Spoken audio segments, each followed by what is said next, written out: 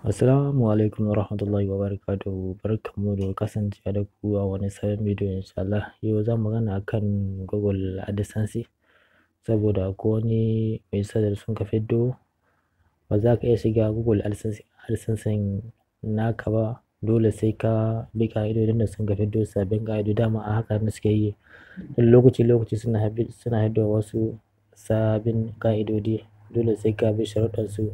Kana iya karanta ka ga menene suka nufi. Kana iya karanta ka duba karanta ga ƙa'idodi, wani irin ƙa'idodi na insha Allah. Daga baya kuma sai ka yi ɗigo wannan. In ka yi ɗigo wannan za ka yi ka tabbatar ɗigo wannan sai ka ma OK. Da ka ma OK shikenan ya tafi. Da ya tafi hakan ga zai buɗe maka sai cikin Google ɗinka naka na AdSense. To ta haka za ka iya shiga Google AdSense ka cikin sauƙi insha Allah. Saboda in baka tabbatar da wannan sharuɗa nasu ba za ka iya shiga Google AdSense ka ba.